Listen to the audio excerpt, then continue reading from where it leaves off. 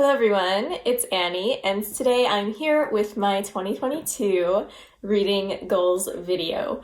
So last year I did this reading goals video and I really enjoyed it, and I talked about the reading challenges I want to participate in and some other things that I just want to complete in 2022.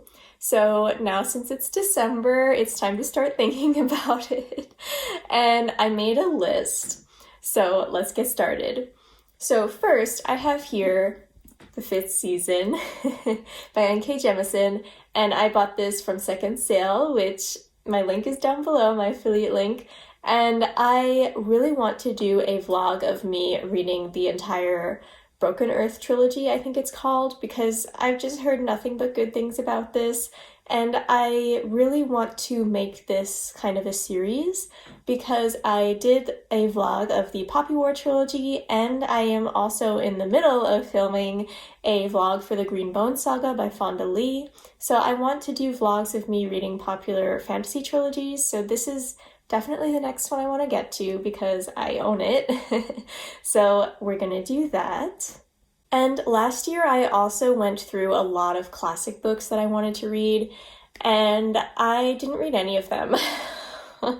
I'm pretty sure. So instead of doing that, this year I went through all of Jane Austen's works, which was a lot of fun, and next year I want to go through all of the Bronte sisters' works. So I'm going to read Jane Eyre, Wuthering Heights, The Tenant of Wildfell Hall.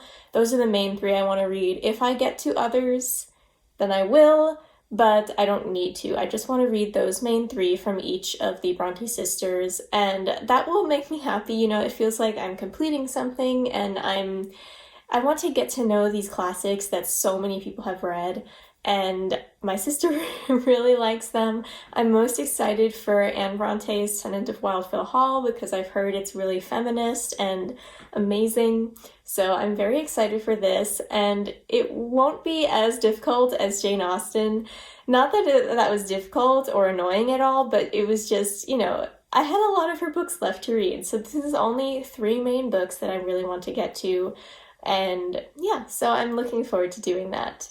And then this past year, I read Twelfth Night by Shakespeare as my one Shakespeare play of the year. And so this coming year, I am considering reading either Othello or Julius Caesar because I'm really interested in Othello because I don't really know much about it and I've heard really good things. And Julius Caesar is just a super popular one that I feel like I should read. And I am considering reading both because his plays are quite short and I usually listen to them and hear them performed. So it's possible that I may do both, but we'll see. Tell me your favorite one down below that you think I should read. So also in terms of vlog and content goals, I want to absolutely continue doing my sapphic reading vlogs. They aren't my most popular videos, but I really enjoy making them and getting to read all of these sapphic books. And eventually, maybe by the end of next year, I want to do like a tier ranking video of all the sapphic books I've read. And it's just so fun to be able to explore sapphic books of different genres, and there are a lot coming out next year. So I definitely want to continue those vlogs. And then in terms of overall annual reading challenges. This is fun. This is the fun stuff. So for my Goodreads challenge, I will be setting my goal yet again for 100 books. I greatly surpassed it this year. At the time of filming this, I've read 219 books, but I don't want to increase my goal on Goodreads just because it will make me feel stressed out. So 100 is a number that I know I can absolutely make. So that won't stress me out, and it will be fun to see how many books I do end up reading next year. And then we have some changes in the other annual challenges, because in 2021 I did the Book Riot Read Harder Challenge and the Reading Women Challenge and Books and Lala's Buzzwordathon. Those were the big 3 annual challenges that I did. So I will absolutely be continuing. I've already planned out actually my Buzzwordathon reads, and I'm considering making a video about that. So if you guys would like to see that, let me know down below. And I'm also going to do the Book Riot Read Harder challenge. I'm assuming Book Riot will be doing it this year. There's been no news about it, but it usually comes out in the first week of December. So probably right after I film this, it will come out. But I am definitely looking forward to doing that. It was so much fun this year to read outside of my comfort zone and really push myself to read more diversely and just get different perspectives than I usually would reach for. It was a lot of fun. But sadly, the Reading Women's podcast is ending, and I'm very sad about it. Because of that, I don't know if they're going to continue the Reading Women Challenge. So instead of that, if they don't continue it, I'm actually not sure if I'm going to add another reading challenge in there. But if I decide to, I am thinking of doing the Pop Sugar Reading Challenge, which is a pretty popular one. Or there's a reading challenge that I will link down below that is basically like a worldwide reading challenge where you read a book from a different country, and the website that I'll link has a ton of different recommendations, and it's so cool. So I'm going to do that or Pop Sugar if I have time. We'll see. It's a little bit ambitious.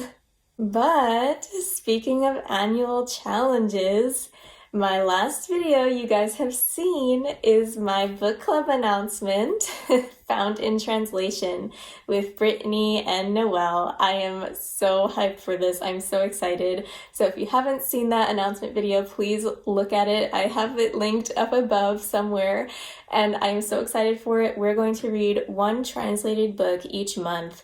And we're trying to make it so that it's a book from a different country each month as well, so we get some variety in there. Because a lot of the books already on my TBR are from either Japan or Korea, so I'm really excited to get some variety. We already have the first 3 months planned out, so definitely check out that video if you want to know more. And in terms of other readathons, I pretty much want to do almost all the readathons that I did this year again. Like, I want to do Polarthon. That was so fun and adorable. I just love the concept of it. I would love to continue with Indigathon, Nonfiction November, of course. Those are pretty much not negotiable for me. And Sci-Fi September was a lot of fun. There's also Sapphic September, which I might do. But the biggest one that I definitely want to add is Blackathon, which happens in February, and I am really excited to join it for the first time. Last year, I didn't know it was happening until it was already in the midst of going on, so this year I definitely want to join that. So I'm looking at my list, and I think that is pretty much it. I'm just thinking, like, in general, I of course want to continue reading as diversely as possible. As I'm filming right now, I think I have hit my goal for this year of doing that, and I'm really happy with my stats so far, and I just want to continue doing that. There are a few like blank spaces that I did miss that I really want to make sure I get to next year. For example, I really want to read more Latinx literature and more Indigenous literature, and just, keep pushing myself to do that. And also more books by non-binary authors I would love to get to as well. So give me your recommendations for those down below because I really need them. Alright, so I think that is it for this video. Thank you so much for watching. Let me know your Goodreads goal, if you have one, or Storygraph goal, or whatever you use, down below how many books you're hoping to read in 2022. I'm really interested to know. And of course, please tell me any recommendations that you have for me that I asked for throughout this video. They would really help me with my reading goals for next year. So thank you guys so much, and happy reading! Bye!